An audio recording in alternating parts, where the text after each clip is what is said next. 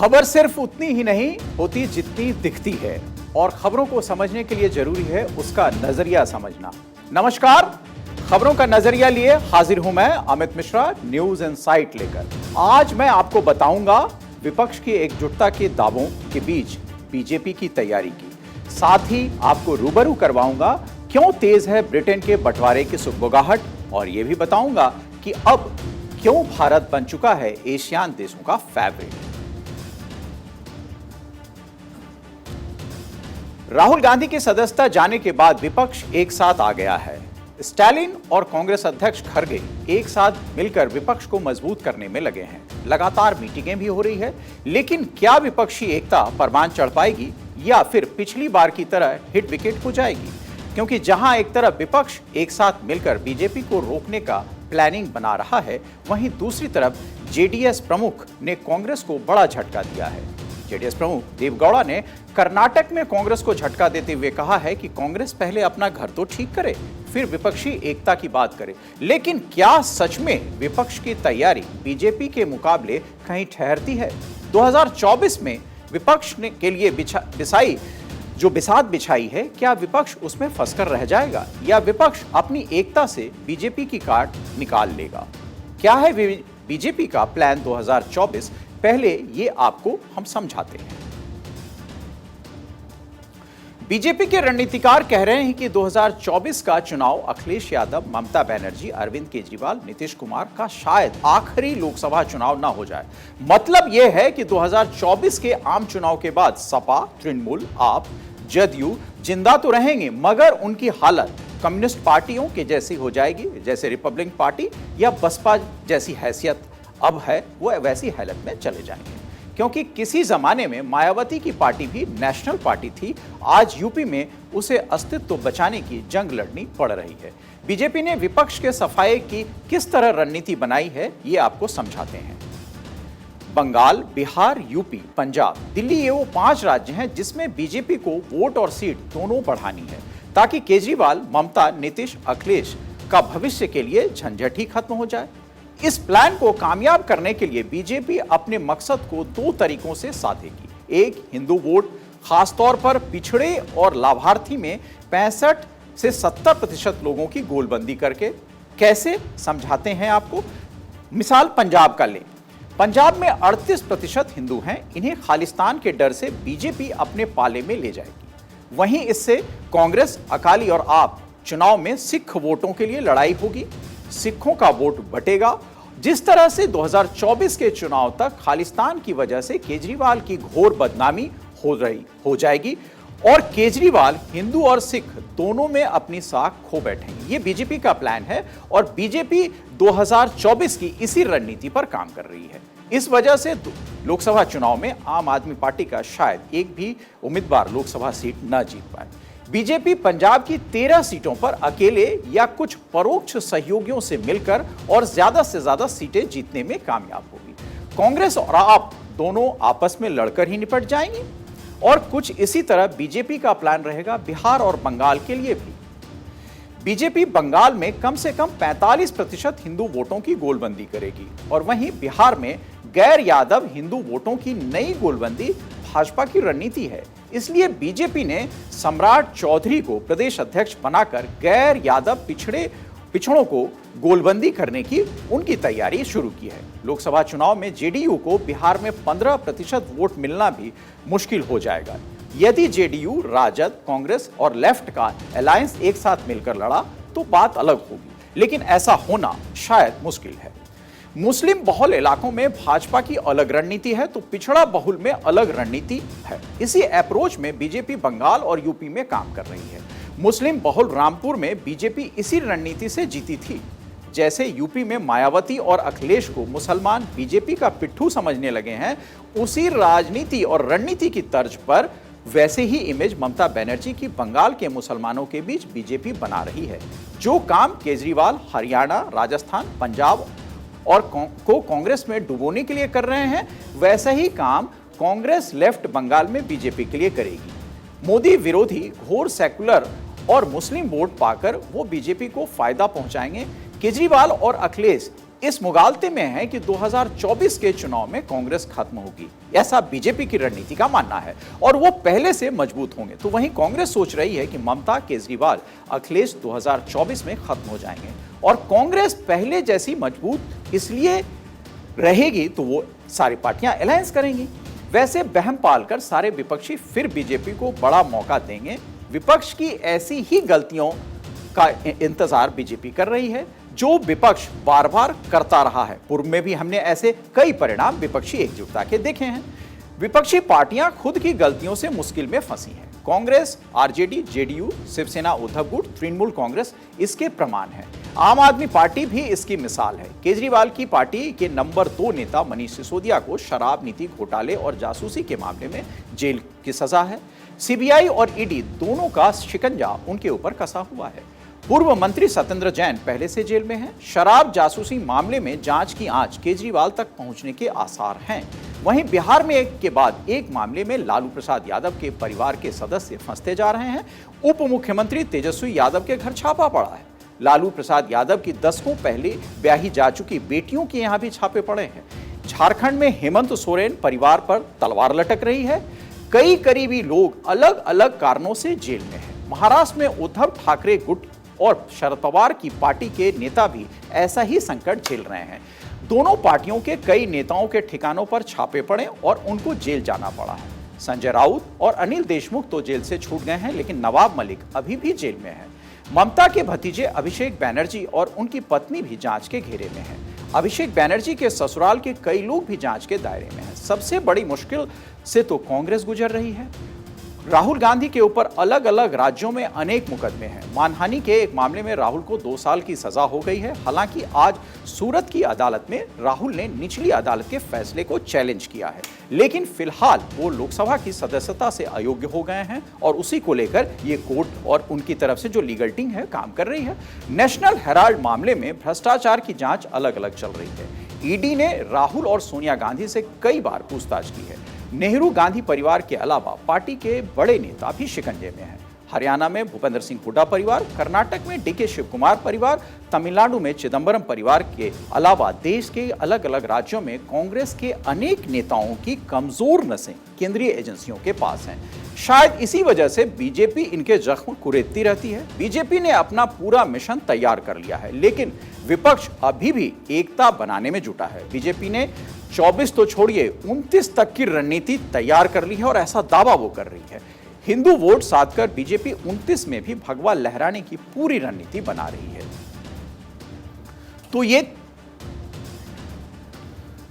तो ये थी आज की बीजेपी की जो रिपोर्ट बनी है रणनीति 2024 पर, उस पर हमारा विश्लेषण। और ये एक अंदरूनी पार्टी की रिपोर्ट है जिससे बीजेपी ये दावा कर रही है कि कैसे विपक्ष का सफाया हो जाएगा और कैसे वो सत्ता पर काबिज रहेगी। अब दूसरी बड़ी खबर ब्रिटेन से। एक समय था जब ग्रेट ब्रिटेन के शासन का सूर्यास्त नहीं होता था, ये कहावत है, लेकिन आज ग्रेट ब्रिटेन के सूर्य कहां से उगेगा उस पर ही सवाल है।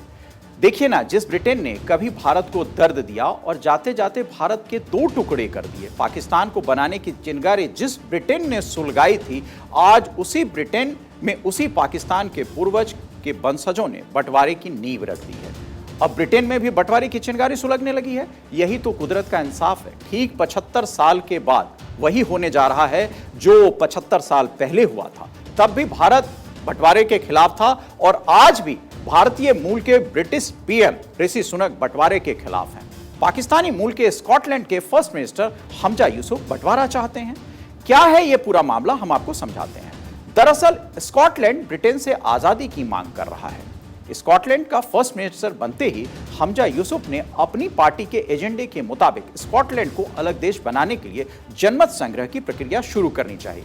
इसके लिए उन्होंने ब्रिटेन के प्रधानमंत्री ऋषि सुनक से बात की। स्कॉटलैंड के फर्स्ट मिनिस्टर की मांग पर ऋषि सुनक ने कहा, I think you know our well established position. इसका मतलब होता है कि आप इस मुद्दे पर हमारे स्टैंड को अच्छी तरह जानते हैं, जिसका मतलब हुआ कि आपकी ये मांग नहीं मानी जा सकती। ब्रिटेन के पीएम ऋषि सुनक ने हमजा से कहा कि हम आपके साथ महंगाई, नौकरी जैसे मुद्दे पर काम करने को मिलकर तैयार हैं।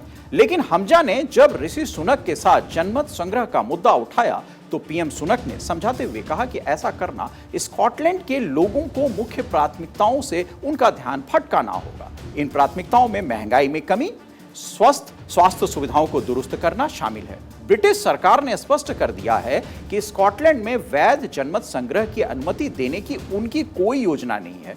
अब आपको पूरा मामला समझाते हैं कि आखिर आजादी की मांग क्यों कर रहा है स्कॉटलैंड और ये हमजा कौन है। लेकिन इस सब को समझने के पहले आपको ग्रेट ब्रिटेन को समझना होगा। आपको बता दें कि ब्रिटेन यूरोपीय महाद्वीप के उत्तर पश्चिम तट पर बसा हुआ है। यूनाइटेड किंगडम का पूरा नाम United kingdom of great Britain and northern Ireland है। ये 4 प्रांतों से मिलकर बना एक देश है। ये देश हैं इंग्लैंड, वेल्स, नॉर्दर्न आयरलैंड और स्कॉटलैंड। पहले सदर्न आयरलैंड भी ग्रेट ब्रिटेन का हिस्सा था, लेकिन 1922 में ये एक देश अलग बन गया। ये देश भले ही एक यूके के कॉमन आइडेंटिटी के तहत हों, लेकिन यहाँ हर एक की अपनी अलग पहचान है, अलग भाषा है। अगर बात करें कि पूरे यूनाइटेड किंगडम की, तो उसकी आधिकारिक भाषा अंग्रेजी है, लेकिन वेल्स की अपनी आधिकारिक भाषा है, वेल्स है। वहाँ स्कॉटलैंड में स्कॉटिश बोली जाती है। अब आपको यूके तो समझ में आ गया होगा, अब आपको स्कॉटलैंड के बारे में समझाते हैं। स्कॉटलैंड की अलग संसद है। 1997 में स्कॉटलैंड के लिए अलग संसद की मांग को लेकर जनमत संग्रह कराया गया। इसमें स्कॉटलैंड को कामयाबी मिली। स्कॉटलैंड की अपनी सरकार बनी। 1999 में स्कॉटलैंड की राजधानी एडिनबरा में संसद की पहली बैठक हुई। ग्रेट ब्रिटेन ने स्कॉटिश संसद को स्वास्थ्य, शिक्षा, कृषि जैसे विषयों पर कानून बनाने का अधिकार दिया, लेकिन वित्त, विदेश नीति, रक्षा जैसे अहम मुद्दे ब्रिटिश संसद के पास ही रहे। इसी संसद के फर्स्ट मिनिस्टर बने हैं हमजा यूसुफ। कहा जा सकता है कि चूंकि स्कॉटलैंड की सरकार संप्रभु सरकार नहीं है, इसलिए यहाँ के चीफ एग्जीक्यूटिव को प्राइम मिनिस्टर न कहकर फर्स्ट मिनिस्टर कहते हैं। आखिर अलग देश की चिंगारी स्कॉटलैंड में क्यों उठी? या ये बात नई है या पुरानी? जी नहीं, ये बहुत पुरानी है। आपको इसका इतिहास भी हम बताते हैं। एक साथ रहने के बावजूद स्कॉटलैंड के नागरिकों में राष्ट्रवादी भावनाएं उबाल लेती रही हैं। इसके पीछे ऐतिहासिक और सांस्कृतिक दोनों कारण हैं। आपको बता दें कि स्कॉटलैंड पहले एक आजाद मुल्क था। 1603 में वेल्स ऑफ स्कॉटलैंड ने इंग्लैंड के साथ मिलकर एक नया देश बनाया जाना मंजूर किया। 1707 में स्कॉटलैंड इंग्लैंड में शामिल हुआ और इस नए देश को United kingdoms of great Britain का नाम दिया गया।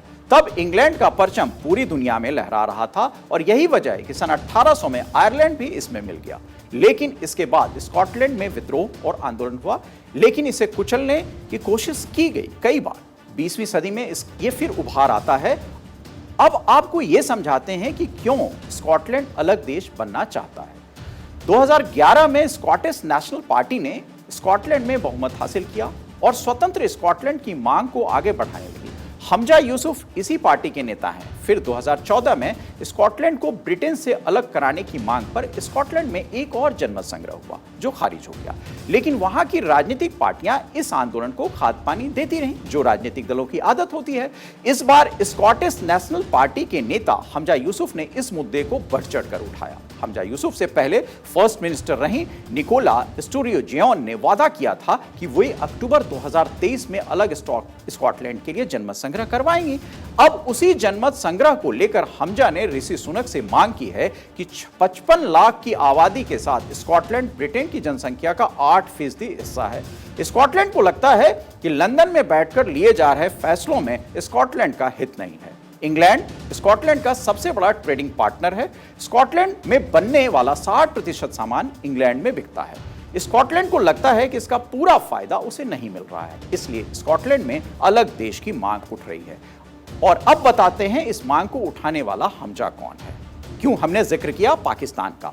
हमजा यूसुफ के दादा दादी 1960 के दशक में पाकिस्तान से स्कॉटलैंड आए थे। उनके पिता का जन्म पाकिस्तान में हुआ था और उनकी मां का जन्म केनिया पंजाबी मूल के एक परिवार में हुआ था। हमजा यूसुफ ने ग्लासगो में एक निजी स्कूल में प्रारंभिक शिक्षा ली। उसके बाद ग्लासगो विश्वविद्यालय में राजनीति की पढ़ाई पूरी की। पढ़ाई खत्म करने के बाद हमजा यूसुफ ने कॉल सेंटर में काम किया। 2011 में वो ग्लासगो के अतिरिक्त सदस्य के रूप में स्कॉटिश संसद के लिए चुने गए। जीत के बाद हमजा यूसुफ ने अंग्रेजी और उर्दू में शपथ ली। यूसुफ ने साल 2010 में पूर्व एसएनपी कार्यकर्ता गेल लिथगो से शादी की थी। 7 सालों के बाद तलाक लेकर 2019 में अल नकला से दूसरी शादी की। स्कॉटिश नेशनल पार्टी के नेता और स्कॉटलैंड के फर्स्ट मिनिस्टर हैं।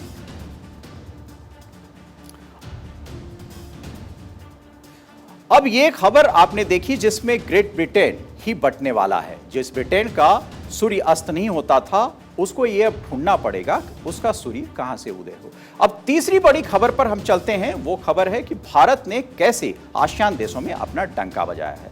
भारत ने विश्व को यह बता दिया है कि वो अब आर्थिक और सामरिक तौर पर विश्व की एक महाशक्ति है। कल तक जहां चीन का दबदबा था, आज वहां भारत की बात हो रही है। आसियान देशों के बीच अब भारत का कद तेजी से बढ़ रहा है। आसियान का पूरा नाम association of south east Asian nation है।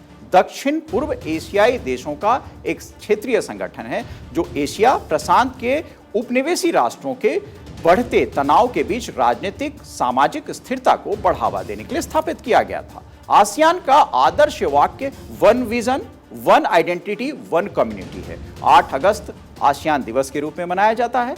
कैसे आसियान में भारत के प्रति झुकाव बढ़ा है ये हम आपको बताते हैं। सिंगापुर के यूसुफ इशाक इंस्टीट्यूट की सर्वे एजेंसी ISISA ने हाल में आसियान देशों में एक सर्वेक्षण किया। इसमें इन देशों के लोगों में चीन के बजाय भारत के साथ जाने वाले लोगों की संख्या में बड़ा उछाल आया है। यूरेशियन टाइम्स के रिपोर्ट के मुताबिक चीन के प्रति मोह भंग होने के पीछे अमेरिका के साथ बढ़ता तनाव बड़ी वजह है। बीते वर्ष की तुलना में आसियान देशों में भारत की स्वीकृति बहुत ज्यादा हुई है।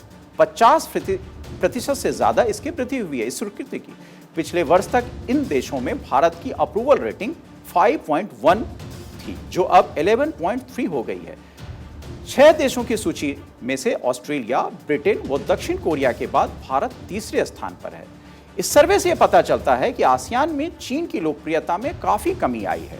2022 में इन देशों के 76.7% लोग दक्षिण पूर्व एशिया में चीन को सबसे प्रभावशाली आर्थिक शक्ति मानते थे, जबकि 2023 में ऐसे लोगों की संख्या घटकर 59.9 रह गई। दरअसल अब दुनिया के ज्यादातर देशों का चीन से मोह भंग हो रहा है। चीन से मोह भंग होने का बड़ा कारण है चीन का एक आक्रामक रवैया, ताइवान के खिलाफ चीन की कब्जाने वाली साजिश और इसी के साथ साथ अमेरिका से बढ़ता एक तनाव भी है। चीन सेना में भारी निवेश कर रहा है जिससे लगता है कि चीन के इरादे दूसरे देशों के लिए ठीक नहीं है। बीते साल की तुलना में आसियान देशों में भारत की स्वीकृति 50% से वृद्धि हुई है। चीन से मोह भंग होने के बाद भारत के प्रति दुनिया का झुकाव बढ़ रहा है। चीन की विस्तारवादी नीति पर है चीन, इसलिए लगता है कि छोटे देश चीन से डरते हैं और उससे दूर रहना चाहते हैं। इसलिए भी चीन की जो स्थिति है उसमें गिरावट आ रही है। भारत के साथ उन्हें सुरक्षा का भाव महसूस होता है क्योंकि भारत की हमेशा से नीति रही है वसुधैव कुटुंबकम की। सारा विश्व एक परिवार है। जहां 1 साल पहले लोगों का यह मानना था कि भारत की सैन्य शक्ति वैश्विक शांति के लिए है, इस पर 6.6% लोग सहमत थे, तो वहीं इस साल 18.2% लोग इस बात से सहमत हैं। दरअसल भारत की इस मजबूती का बड़ा कारण है भारत का दुनिया में व्यापार बढ़ता हुआ आत्मनिर्भर होता जा रहा है। भारत जहां किसी जमाने में हथियार खरीदता था, वहीं अब भारत हथियार बेचता है। पहले चीन का जिस पर दबदबा था, वहां अब भारत हथियार बेचने लगा है। आसियान देशों को लगता है कि भारत से हमारी सैन्य जरूरतें पूरी हो सकती हैं। भारत वियतनाम, मलेशिया और थाईलैंड में लड़ाकू जेट सप्लाई करने वाला है, उनके पायलटों को प्रशिक्षित कर रहा है, इंडोनेशिया को हथियार दे रहा है। भारत इंडोनेशिया को anti ship variant BrahMos missile बेचने जा रहा है। कुछ दिनों में इंडोनेशिया के साथ 160 करोड़ रुपए के मिसाइल सौदे होने की उम्मीद है। फिलीपींस को भी ब्रह्मोस सुपरसोनिक मिसाइलों का निर्यात करने की तैयारी भारत कर रहा है। इन्हीं सब चीजों की वजह से आसियान देशों में भारत का सिक्का जमा है। तो वहीं दूसरी तरफ चीन जिन पर निवेश कर रहा है वो देश कर्ज के बोझ के तले दबे हुए हैं, दिवालिया हो रहे हैं। चीन का प्रिय मित्र पाकिस्तान तो अब चीन के लिए ही खतरा बन गया है। पाकिस्तान में डर डर कर जीने को लोग मजबूर हैं और वो भी चीनी लोग। चीनी पाक में सरकार ने उनकी सुरक्षा में हाथ खड़े कर दिए हैं। पाक सरकार ने चीनी नागरिकों को पाक में बिजनेस बंद करने के लिए कहा है क्योंकि आतंकी जो पाक आतंकी हैं वो चीनी नागरिकों को निशाना बना रहे हैं। चीन ने पाकिस्तान में $60 अरब का खर्च करके CPEC के लिए एक प्लान बनाया है। चीन का ये प्रोजेक्ट कई सालों से चल रहा है। अब तक 40 अरब इस पर खर्च भी हो गया है, लेकिन पूरा होने का नाम नहीं ले रहा है। दरअसल इसी सीपीएसी का बड़ा हिस्सा बलूचिस्तान से गुजरता है, जहां बलोच लिबरेशन फ्रंट की हुकूमत चलती है, जो पाकिस्तान और चीन को वहां काम करने से रोकती है। बलोच लिबरेशन फ्रंट यानी बीएलए पाकिस्तान से आजादी की मांग कर रहा है। बीएलए ने चीनी इंजीनियरों की दासू डैम प्रोजेक्ट साइट पर ले जा रही बस को उड़ा दिया था। चीन की दिक्कत बढ़ गई है, इसलिए खास तौर पर कि बीएलए ने टीटीपी से हाथ मिला लिया है। इसलिए चीन अब पाकिस्तान से अपने अरबों के खर्च करने के बावजूद खाली हाथ लेकर लौट रहा है। वहीं दूसरी तरफ भारत की बल्ले बल्ले हो रही है। चीन ने जहां पिछले 2 साल में गलत निवेश किया, वहीं भारत ने आसियान देशों के साथ संबंध और निवेश बढ़ाकर लोकप्रियता के नए आयाम स्थापित किए। तो भारत अब दुनिया में उसका लोहा मानने लगी है दुनिया, और भारत इस दिशा में बहुत बेहतर तरीके से अपने आप को प्रस्तुत भी कर रहा है।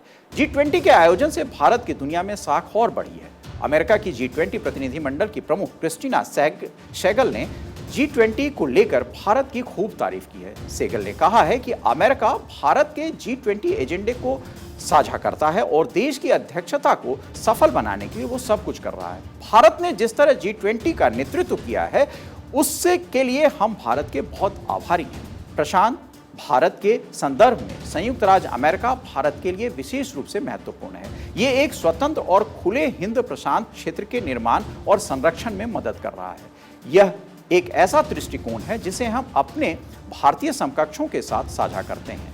अमेरिका का भारत के करीब आना भी चीन के लिए बहुत बड़ा खतरा और झटका है, क्योंकि जहां भारत क्वाड का सदस्य है, भारत रूस से भी मित्रता है, यानी भारत और रूस की जो पुरानी मित्रता है वो अभी भी वैसी ही स्थिति में है। वहीं चीन के रूस से संबंध को छोड़ दिया जाए तो हर दूसरे देश से उसके तनाव वाली स्थिति है। जहां भारत को सबको साथ लेकर चलने में भारत यकीन रखता है, वहीं चीन सबको लूटने में यकीन रखता है। इसलिए तो दुनिया के कई देशों का झुकाव चीन से बदलकर भारत की तरफ हो रहा है। आसियान देशों में भारत का प्रभाव बढ़ना इसका एक बड़ा उदाहरण है।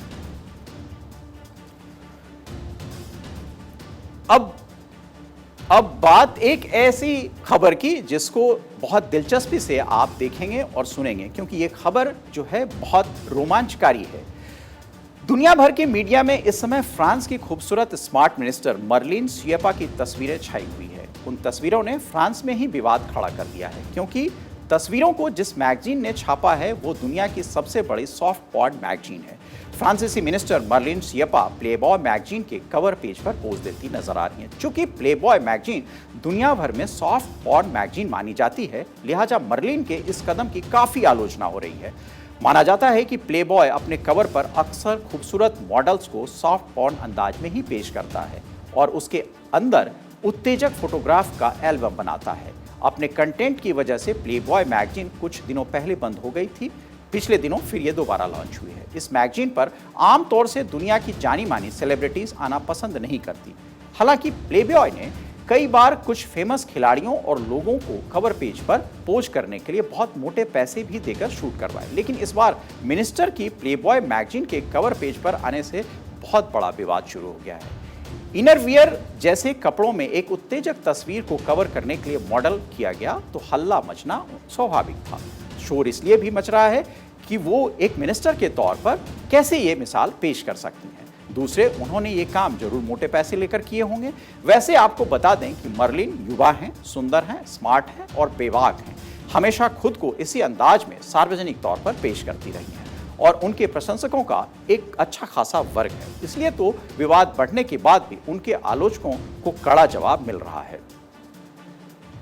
आलोचकों को जवाब देते हुए शिएपा मार्लिना ने ट्वीट किया है और लिखा है, महिलाओं के शरीर पर नियंत्रण रखने का अधिकार हर जगह और हर समय है। फ्रांस में महिलाएं आजाद हैं, सभी निंदक और हिपोक्रेट्स को टाटा। ये उनका ट्वीट है। आपको बताते हैं कि कौन है मरलीन शिएपा। फ्रांस में सोशल, इकोनॉमिक और फ्रेंच एसोसिएशन की मिनिस्टर हैं ये। शिएपा को फ्रांसीसी राष्ट्रपति मैक्रो का प्रिय माना जाता है। मरलीन शिएपा इस वक्त काफी चर्चा में है और होनी भी चाहिए।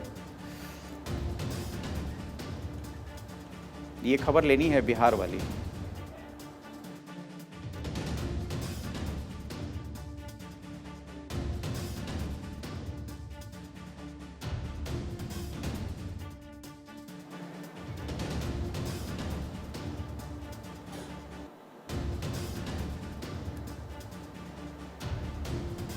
अब खबर बिहार से, जहां बिहार में आगजनी की तस्वीरें आप देख रहे होंगे। दो समुदाय के बीच लगातार बहुत ज्यादा तनाव है।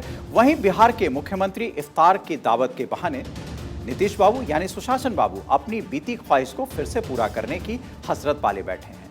रामनवमी पर लगी आग अभी शांत नहीं हो पाई है, लेकिन सियासत की दावत का आगाज कर दिया गया है। रमजान के पाक महीने में नीतीश बाबू पहुंचे थे इफ्तार की दावत में, मगर हसरत में लाल किले के करीब रहने की उस ख्वाहिश उसे और रंग दे गई। कैसे, देखिए इस रिपोर्ट में। यहां इफ्तार की दावत चल रही है। दावत में बिहार के सीएम नीतीश कुमार बैठे हैं। नीतीश कुमार की कुर्सी के पीछे बैकड्रॉप लगा है लाल किले का, जिस पर तिरंगा झंडा लहरा रहा है। भारत की संवैधानिक परंपरा कहती है कि लाल किले पर हमेशा हर साल स्वतंत्रता दिवस पर देश का प्रधानमंत्री तिरंगा झंडा फहराता है। बिहार से दिल्ली का सफर नीतीश कुमार के लिए 2024 में भी पूरा होगा या नहीं, ये तो वक्त तय करेगा। लेकिन सुशासन बाबू के दिल के अरमान किस कदर जाग रहे हैं, वो ये लाल किला दिखा रहा है और उस पर फहराता तिरंगा।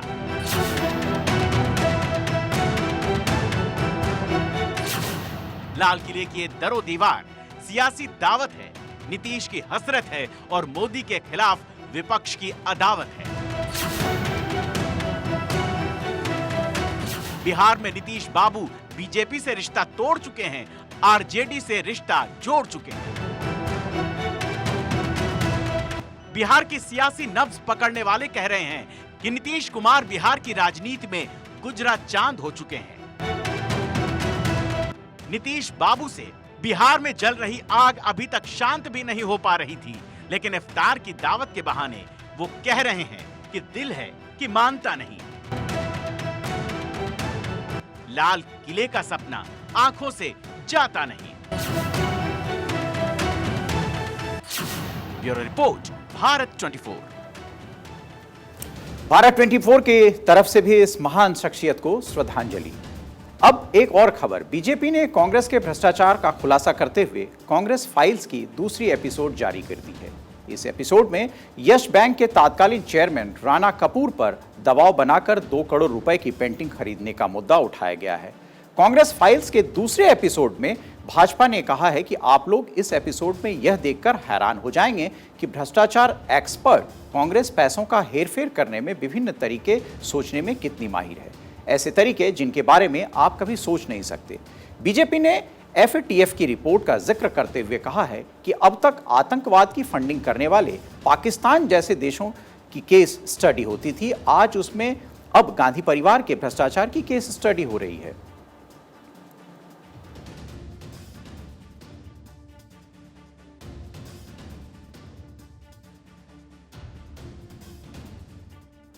तो ये राजनीतिक तौर पर आरोप प्रत्यारोप का दौर शुरू हो चुका है। भारतीय जनता पार्टी लगातार एक के बाद एक वीडियो जारी कर कांग्रेस के भ्रष्टाचार को उजागर कर रही है। ये वो भ्रष्टाचार के काल हैं जब कांग्रेस सत्ता में थी, जिसका पीछा अभी भी वो नहीं छोड़ रही है।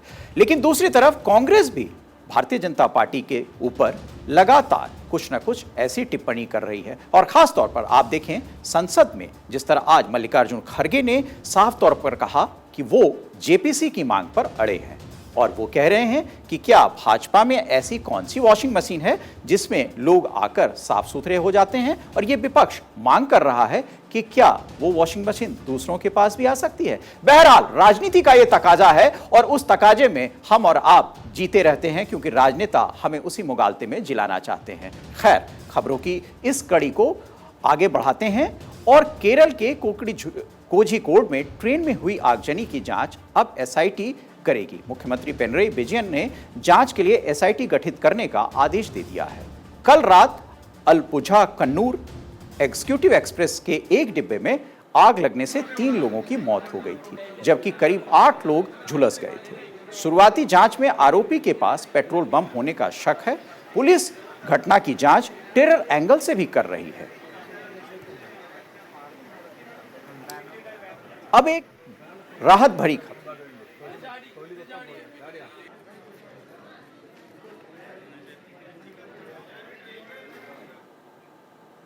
अब एक राहत वाली खबर, महंगाई से राहत दिलाने वाली खबर। सरकार ने 651 जरूरी दवाओं की कीमत घटा दी है। पैरासीटामोल, एमोक्सिसिलिन समेत 651 दवाई सस्ती हो गई है। दवाइयों की कीमत अप्रैल से औसतन 6.73% कम हुई है। दवा कीमतों को कंट्रोल करने वाली बॉडी ने यह जानकारी दी है। दवाओं की कीमत में 12.12% सालाना दर से यह बदलाव हुआ है।